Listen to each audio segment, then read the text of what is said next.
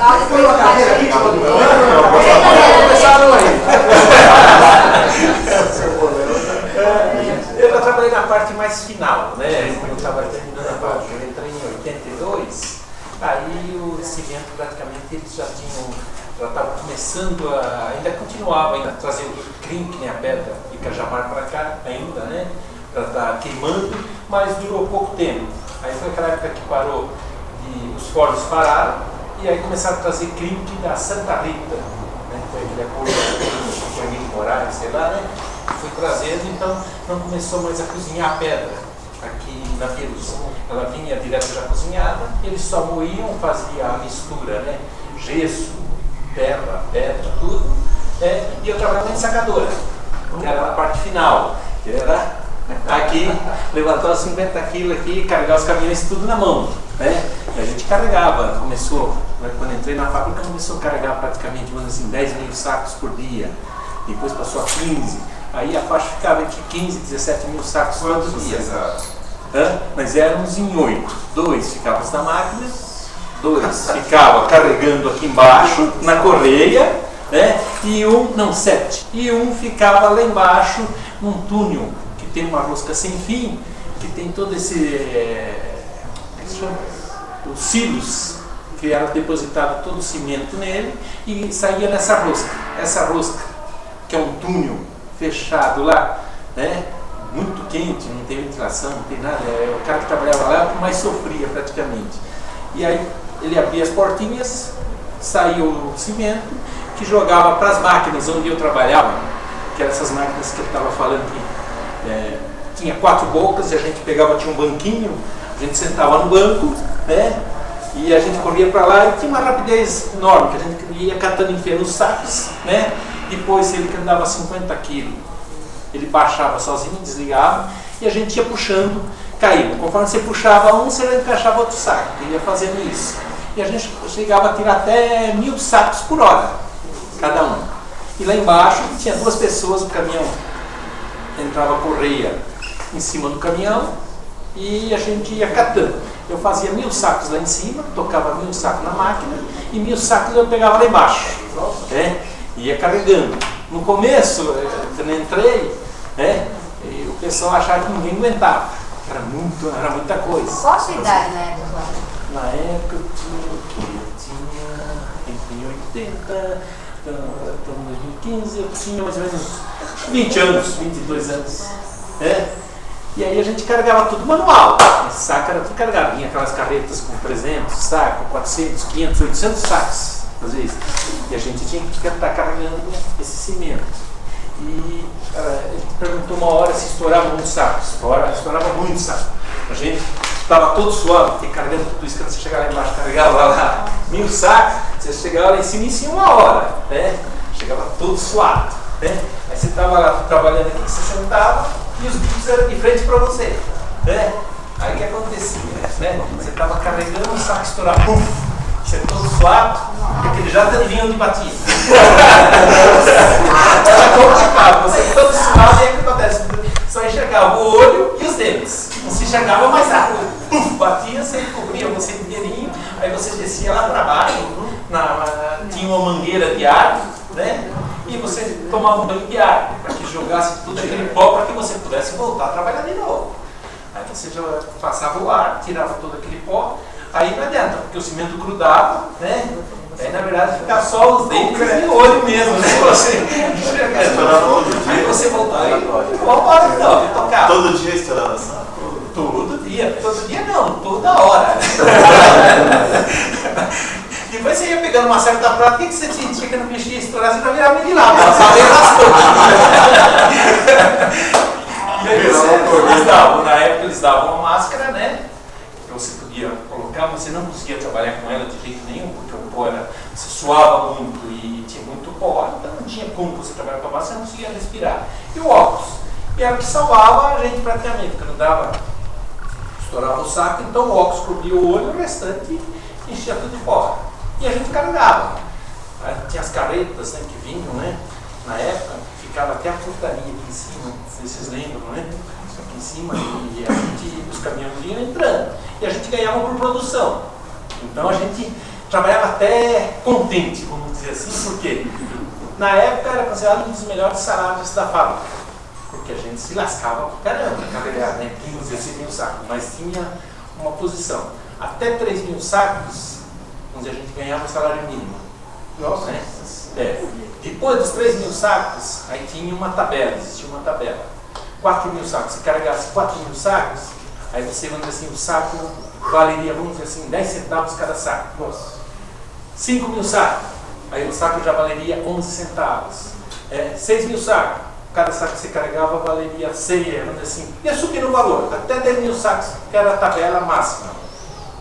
Depois, quando chegava a 10 mil sacos, aí você ganhava tudo que você carregasse acima disso, era sobre aquela tabela, não subia mais. Né?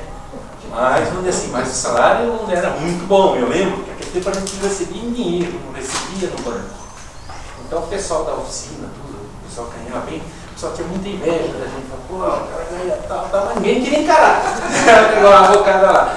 Porque eu vou dizer pra você, o pessoal chegava lá e pegava aquele envelope assim, murchinho, assim, né? A gente chegava lá e pegava aquele envelopão, né?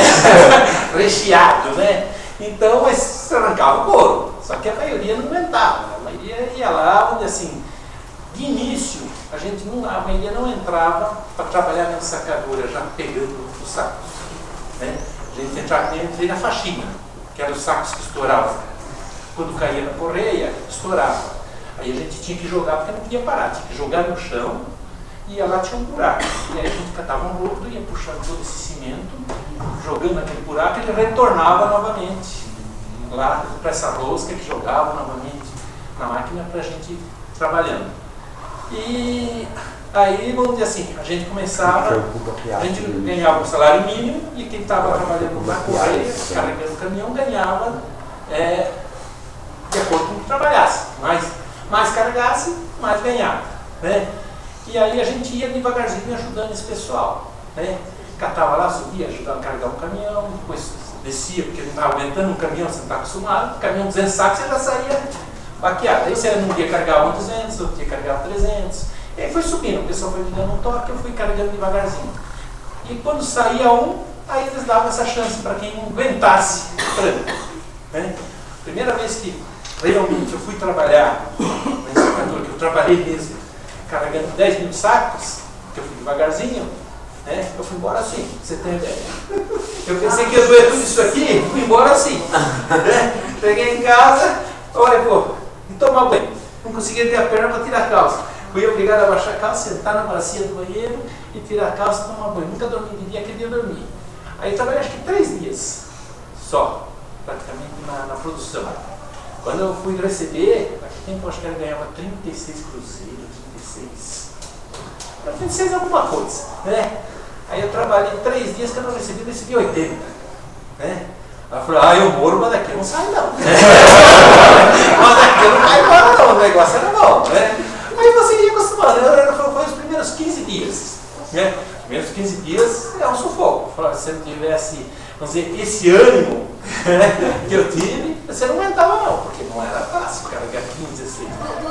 Dos 8, dos 7, 8, teve algum problema de saúde, assim, tipo bronquite, uma alergia? Trabalhando não. Não, o pessoal dizia que assim, o pó de cimento queimado não fazia mal, então tem que respirar lá. Eu não tive problema nenhum de saúde quanto a isso. Né? E a gente comeu muito pó. Esses outros companheiros que trabalhavam lá, que origem eles tinham? Já eram moradores de Perus, ou eram mais antigos, era gente nova que estava chegando? Não, era mais antigo. O pessoal da ensacadora, a maioria do pessoal que trabalha. Quando eu entrei, a maioria já era pessoas que já tinham 20, 30 anos de fábrica, a maioria, né? Mas assim, a idade vai, porque você vai ficando velho, você vai perdendo força. Então qual era a média de idade? Não, é a idade boa, mas o pessoal aguentava bem, vamos dizer assim, a média de idade, o pessoal tinha na faixa de mais de 50, na faixa de 40 e poucos, 50 anos, o mais novo era eu.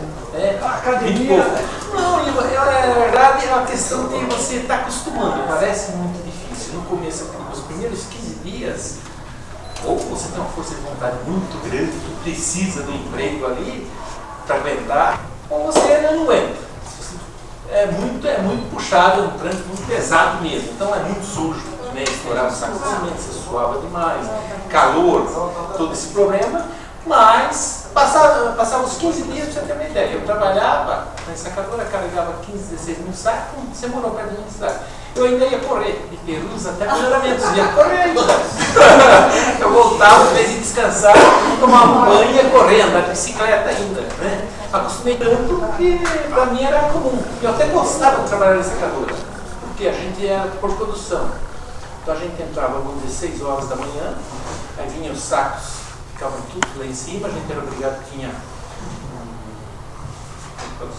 uma bica, que a gente chamava de bica, tinha que ir lá em cima jogar todos os sacos para baixo para você trabalhar durante o dia e deixar tudo já empilhado pertinho da máquina, para você perder menos tempo possível.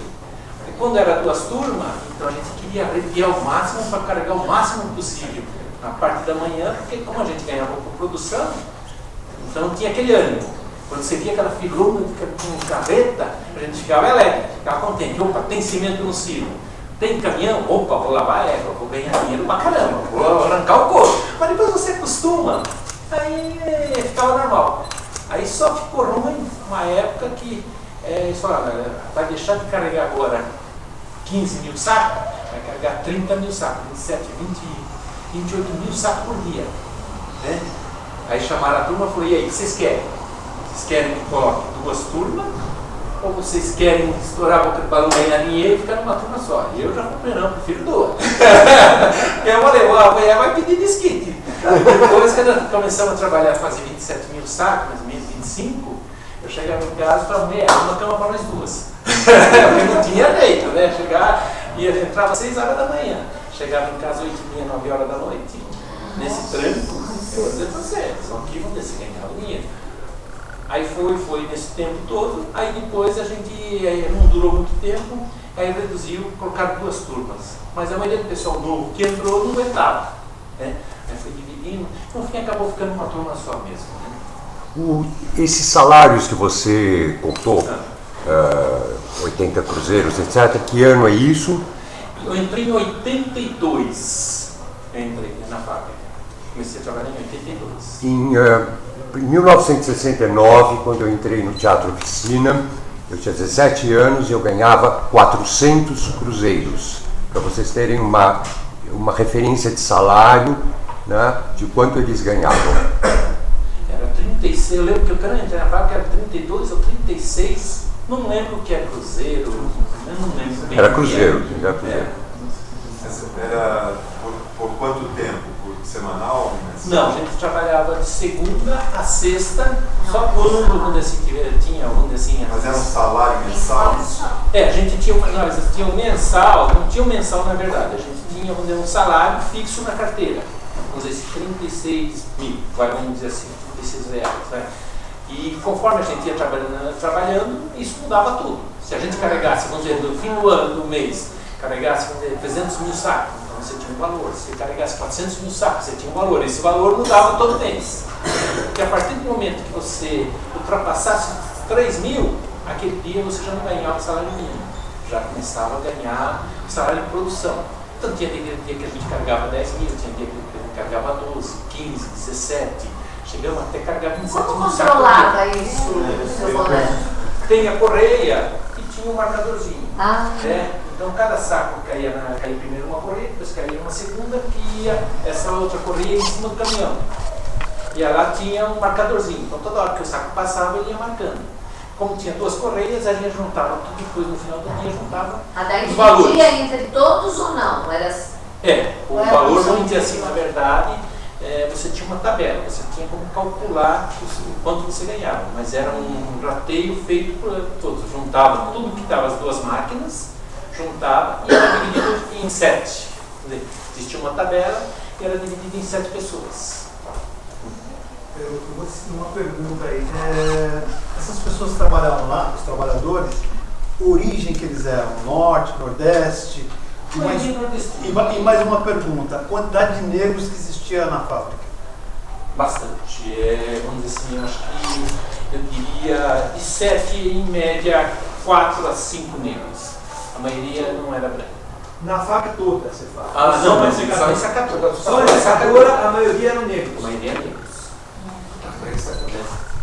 Onde você morava nessa ocasião?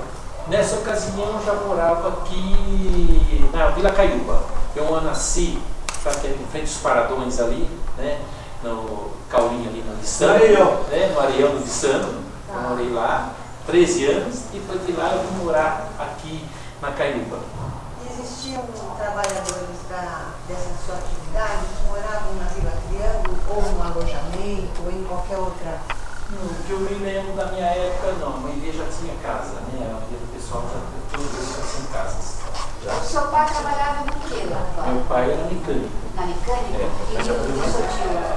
Meu tio não foi do meu tempo, né? Eu não sei. Ele trabalhou lá, mas eu não sei do que ele trabalhou. O Mário trabalhou na elétrica. O Mário trabalhou pouco tempo. O Mário trabalhou acho que um ano e pouco, né? E depois saiu. Meu pai trabalhou vários anos. Meu pai trabalhou na mecânica uns 20 anos. E era como o rapaz tinha dito no começo. Meu pai tinha vezes que ele trabalhava 3 dias em seguida, direto, né? Mexia com os fornos, lá o pessoal achava que ele, né, uma competência muito grande, não tinha muitas pessoas que mexiam nos fornos. Então tinha vezes que meu pai saía da fábrica, aí tinha um caminho que a gente vinha ali, que era o túnel, né? Vinha pelo túnel, meu pai chegava em casa, quando ele chegava em casa, a picape já estava esperando ele para voltar de novo. E ele, meu pai nunca tinha não, né? Porque meu pai fala aquele negócio, falou, opa, dinheiro, vamos embora. Não importa se você vai trabalhar 2, 3, 10 dias, vamos lá, tá ganhando? Tá. E ele ganhava muitas horas. O forno tinha um sistema lá de inclinação, e tinha que bater nas marretas lá e acertar o forno para que o forno não caísse. E disse que a única pessoa que conseguia fazer esse serviço praticamente era ele nessa época. Então, tinha vezes de trabalhar 3 dias sem aparecer em casa. Era até às vezes ele chegar em casa, o aplicação trazer, ele chegar, tomar um banho. Quando ele pensava em deitar na cama, o pessoal já estava lá novamente. E ele voltava, né? E aí ele ganhava horas, né? O Claudio, fala um pouquinho pra gente do período que a fábrica foi fechando.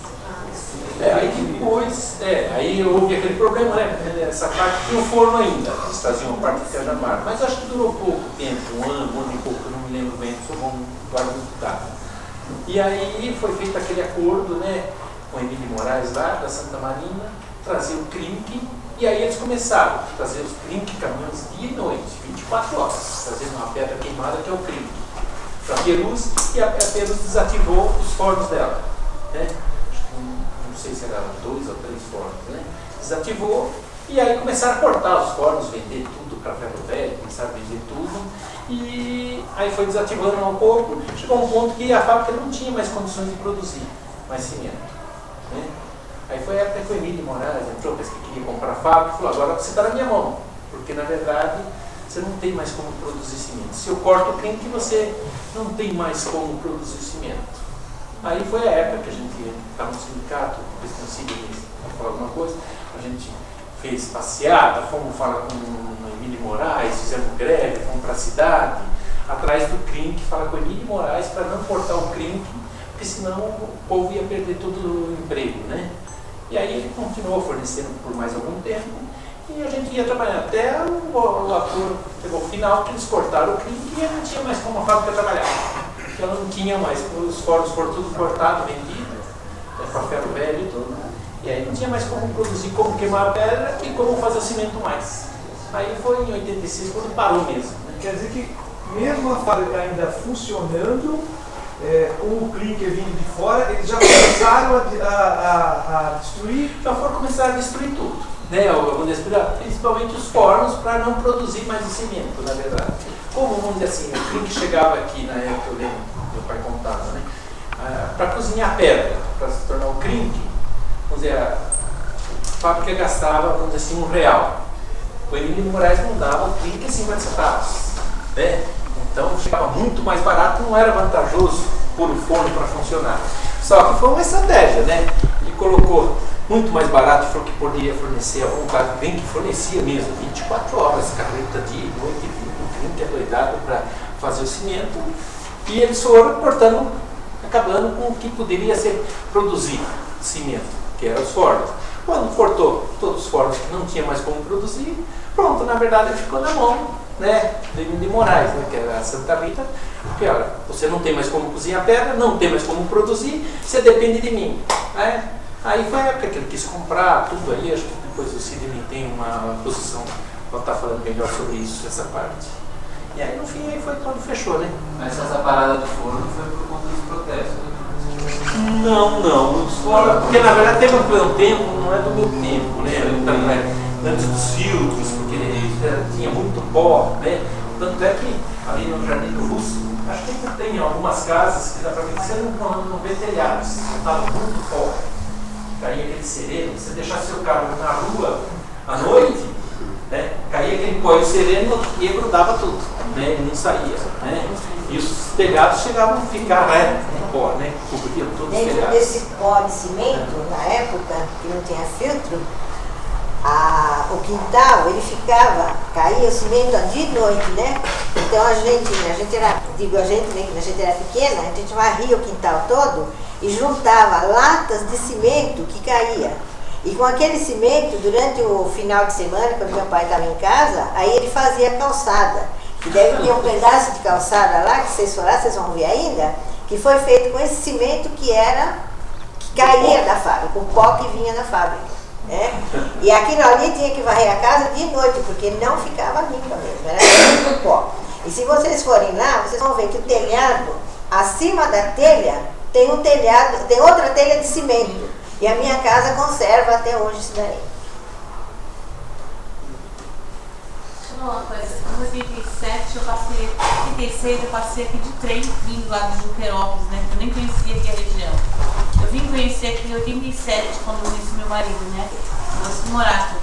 Eu passava e visualizava as casas com cimento mesmo. Eu visitava muito aqui na parte do Russo, os parentes, né?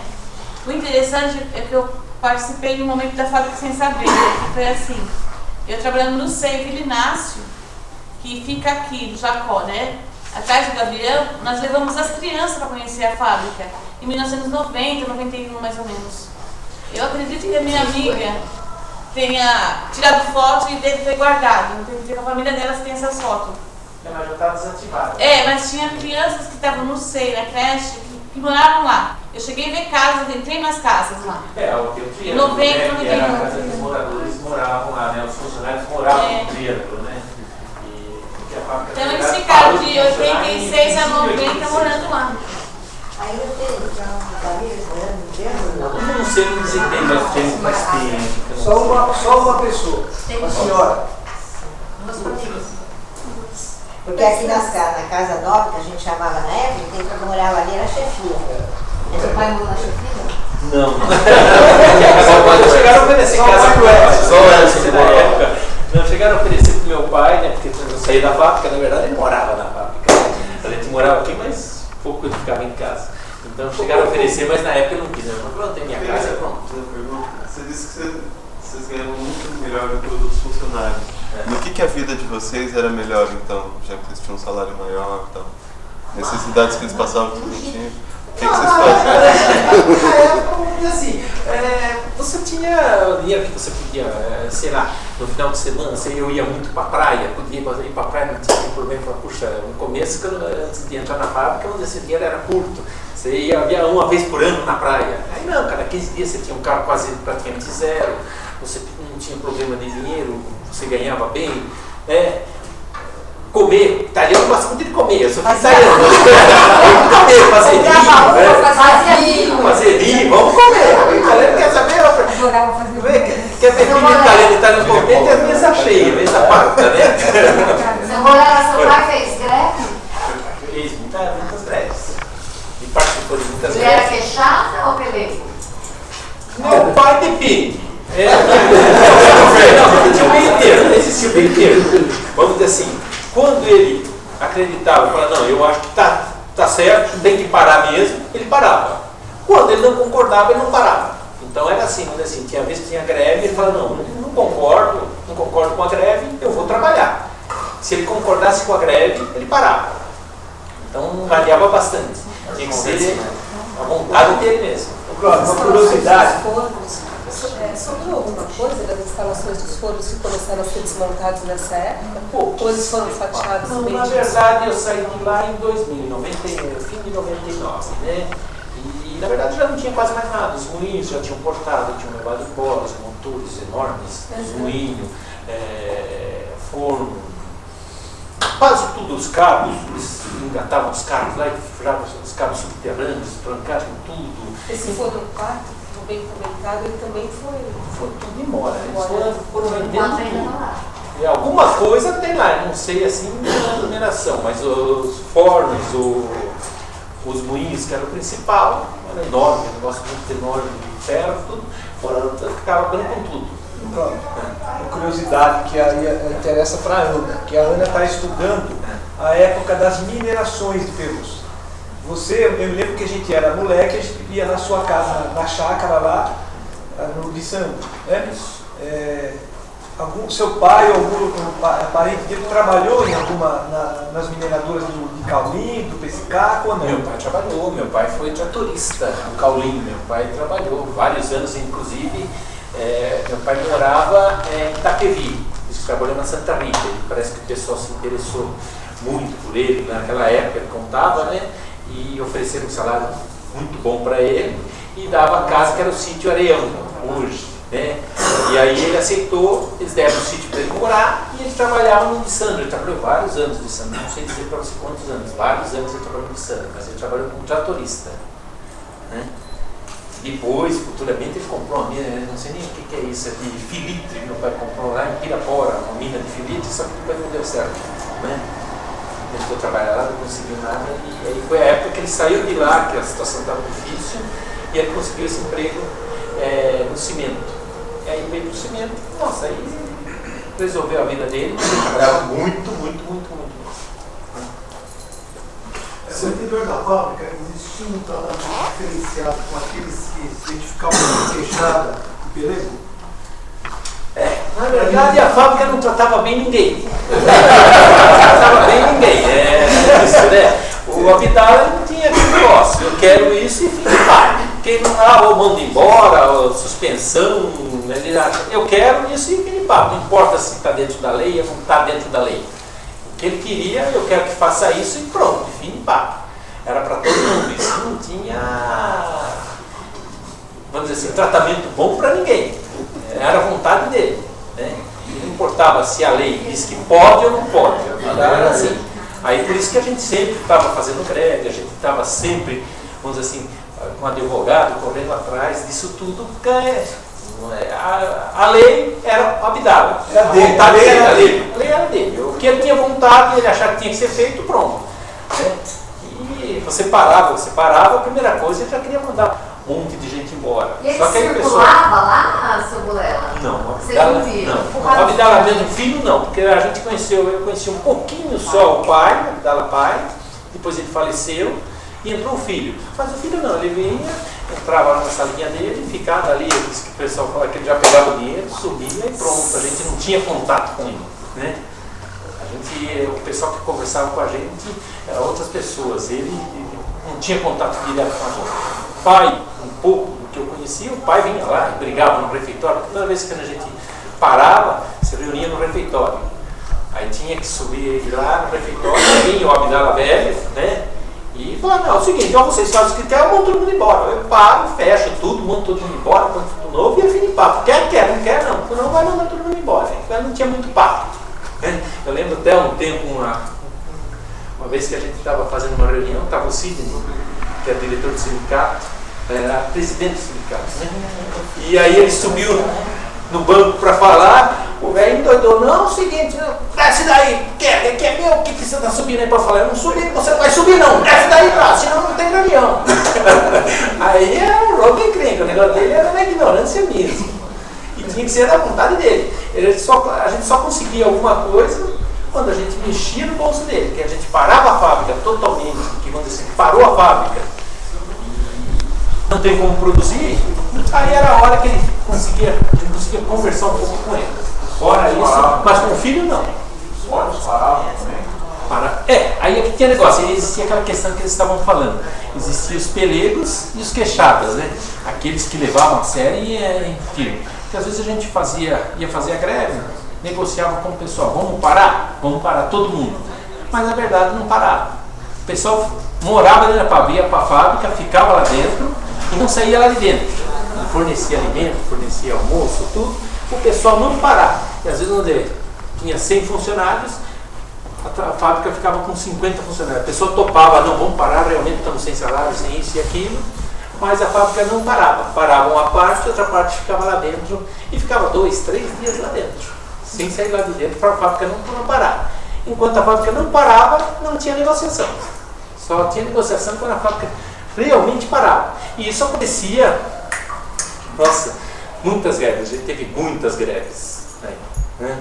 Porque quando parava a fábrica totalmente, aí sim, a gente sentava, negociava e conseguia um acordo. De vez em quando ele cumpria. E nem sempre ele cumpria. Depois a gente tinha que fazer uma nova greve para tentar fazer ele cumprir o que ele tinha prometido. Mas não, sei lá, tinha um sentimento de querer procurar outro emprego, sair da fábrica, gerar uma... O que fazia com cada fábrica? Na verdade, não, porque eu sabia que o que eu ganhava ali eu não ia ganhar em outro lugar. Na verdade, assim, o pessoal considera que era um serviço ruim, mas eu gostava. Não sei. Não precisava ninguém mandar em você. Eu sabia que quando... Se fosse em outro lugar, você via aquela filha que puta, eu vou ter que carregar tudo isso aí, que porcaria, que merda, né? Nós não, que delícia, olha lá. Vou arrancar o couro aqui, mas chegar no final do mês eu tô bonito, né? A grana é boa, né? A praia que eles querem. Tanto seria, né? Pra você ter uma ideia, né? Quando parou a fábrica aqui, o Emílio Moraes chamou a gente para trabalhar na Votorantim, Ceasa, ali perto do Ceasa, né? E aí eles chamaram lá, vamos dizer assim, vamos colocar da seguinte maneira, aqui eu ganhava, vamos dizer, 8 mil reais por mês, né? Chamaram lá para mim trabalhar lá, disse que estavam precisando, para carregar, de vez 17 mil sacos, 42, 43 mil sacos por dia, né? Para pagar, vamos dizer assim, 900 reais. Aí eu falei, não, eu até venho trabalhar, mas vocês vão me pagar por essa tabela. Eu arranco o couro, mas eu fico rico. 2 anos eu trabalhei aqui, eu fico rico para a minha tabela lá, né? Quando eu levei a tabela, que eu mostrei a tabela, o cara falou, você tá doido? Aí o cara então falou assim, não, veja bem, se você quiser trabalhar aqui, você vai ganhar isso, você quer ganhar um dinheirinho a mais, você vai pro trem lá carregar caulim, sei lá o que é, carregar os trens. Eu falei, você tá doido, meu, carregar 43 mil sacos, os colegas meus foram. Arrancava, eu estava acostumado, arrancava o couro, tudo, estavam se acabando lá, chegava no fim do mês, ganhava 10 vezes menos do que aqui no cimento, carregando muito mais. Só que lá disse que era uma máquina automática, né? Você não controlava a máquina, você só carregava, né? No começo, eu pegava o saco, assim, eu via o pessoal carregando, eu achava incrível, porque o pessoal pegava o saco aqui, jogava daqui ali, o saco caía tudo certinho, bonitinho, empilhadinho, né? Eu entrei lá, jogava o saco, puf, estourava o saco. Aí tinha que ir lá pôr o saco, arrumar bonitinho. E o pessoal antigo tinha aquele negócio, não tinha aquele negócio. Eles falavam assim, tudo de novo, eu nem entendi essa questão. Tudo de novo é ouro. Eles falavam sempre isso, eu não sei o porquê. Aí você vinha o saco na correia, então eu pegava um, tinha que levar lá e jogar. O outro catava, era em 2. Ele catava o saco aqui e jogava, já caía tudo empilhadinho. Então, no tempo que eu ia lá e punhava o saco para empilhar, o outro vinha. E ele chegava, olhava o saco aqui, batia um no fundo do outro, caía no chão e não pegava. Falava, não, meu e seu, se você não aguenta, cai fora. Não tem meio termo. Aguenta, fica. Não aguenta, cai fora. Aí, o que eu estou falando, o ânimo é que você recebia o pagamento. Falava, não. Aí depois você acostumava, pronto. Depois que eu acostumei, eu gostava de trabalhar no cimento. Eu senti bastante quando fechou. Não que eu gostava do serviço, eu gostava da grana. Você tem alguma informação da juventude operária católica e a juventude universitária católica? Eu nunca fui muito ligado a essas coisas de igreja, essas coisas eu nunca fui ligado. Na sinceridade, nunca fui ligado. Acho que agora deixa pra Dirce, porque ela era muito ligada. Até hoje, eu nunca fui muito ligado a isso. Então, na verdade, eu não tenho ideia dessa parte. Porque a gente trabalhava muito, né, estava fazendo contato aqui fora. E eu não tinha contato nenhum aqui fora, né, com o pessoal, mesmo lá dentro, era pouquíssimo contato. Porque a gente chegava de manhã, a gente sabia que 7 horas tinha que começar a trabalhar. Então a gente entrava às 6h30, 6h15, para quê? O horário é 7 horas, mas para a gente era vantagem entrar mais cedo, para a gente jogar essa sacaria tudo lá de cima para baixo, já organizar para 7 horas, na hora que os caminhões começassem a entrar, a gente carregasse o máximo possível, porque ultrapassar a tabela de 10 mil sacos para a gente ganhar mais. Então, a A gente já deixava tudo organizadinho para mais caminhão, mais a gente poder trabalhar, mais o pau comer, a gente não tinha nem hora de almoço. A gente ficava 15 minutos, almoçava, comia, não tinha esse negócio de barriga cheia, faz mal não. Né? Acabava de comer, vamos carregar e vamos trabalhar. Porque quando tinha 2 turmas, eu trabalhava acho que até 2 horas da tarde. Então a gente tinha que carregar o máximo possível até as 2 horas da tarde. Aí a turma da tarde às vezes carregava 20 mil sacos, a gente carregava 16, 17, aí a turma da tarde vinha, carregava 3 mil e ganhava uma miséria, né? Ganhava um salário mínimo porque não ultrapassou os 3 mil. E a gente ganhava um salário muito bom de manhã. E o da tarde não ganhava quase nada. Quem decidia quem trabalhava de manhã e quem trabalhava à tarde? No começo a gente trabalhava, tal, depois foi um revezamento. Você trabalhava uma semana de manhã e uma semana à tarde. Uma semana de manhã e uma semana à tarde. Você tem contato? Mas durou pouco isso aí. Ficou mais uma turma só mesmo. Você tem contato com as pessoas que trabalham com você hoje? Não tem, porque na verdade eu trabalhei de 82 a 86, quando fechou a fábrica, 4 anos mesmo nessa vida. Depois ela fechou, aí eu abri um processo, eu ganhei o processo, voltei em 91, mas a fábrica já estava fechada. Né? Aí eu voltei, fiquei na fábrica, mesmo fechada, cumpri no horário, me pagava um salário, me pagava normal, não salário de produção, mas ficou um salário meio balanceado aí. O que eles resolveram? Recebi um salário e a gente foi, eu fiquei, vamos dizer assim, 3, depois veio mais um que ganhou o processo. No fim das contas, acho que a gente estava em 5 ou 6 nessa mesma situação. A gente pagando salário e a gente voltou para a fábrica só para cumprir horário. Ficava lá dentro sem fazer nada, só para cumprir horário.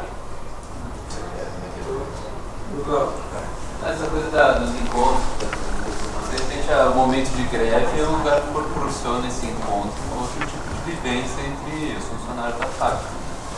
Não sei como é que se deu esse período. Porque não parava, a gente se reunia no sindicato, mas para estar negociando, conversando essa questão, o que a gente ia fazer, se a gente ia parar, se a gente ia para a rua, ia fazer manifestação, como é que ia fazer. Então, mas era pouco. O contato que a gente tinha, eu principalmente, quando assim, eu entrava de manhã, já corria para lá para trabalhar, jogar os sacos lá, depois já vinha ter que trabalhar. Assim que acabava, vamos dizer assim, a gente tinha, vamos dizer, acabou os caminhões, acabou o cimento. Muito acabava o cimento, tinha caminhões, mas não tinha mais cimento. Então só vai ter amanhã. Aí se acabasse, vamos dizer, 1 hora da tarde, a gente já era liberado. Como a gente trabalhava por produção, acabou o cimento, a gente ia embora. Tinha época que tinha, vamos dizer, começou com 7, 8 mil sacos, depois foi para 12, 15, 17, chegamos a carregar até 27 mil sacos. Mas tinha dia que chegava lá e não tinha cimento. Né? Vamos dizer, por algum problema, cortaram o crinque, hoje não veio o crinque, ficou 2, 3 dias sem vir o crinque, aí não tinha cimento. Então a gente cumpria até um horário, até 11 horas, ia embora, ou quando a gente trabalhava, carregava pouco, 8, 10 mil sacos, meio-dia, 1 hora, a gente ia embora. Né? Porque a gente já tinha ganhado por produção mesmo. Por falar em horário, a gente tem que começar a pensar 2 coisas. Primeiro, que o Nelson lembrou aqui, tem um cafezinho lá, se a gente quer dar uma parada, o almoço está em vias, ou se a gente continua com os convidados, porque aí eu já pensei na lista, você está convidado a ficar sentadinho para ouvir a parte da discussão, se possível, né? Aí a gente tem que decidir esse combinado aí. Viu, Rei? Oi, Nena. Pensando assim, de perguntar para as pessoas da onde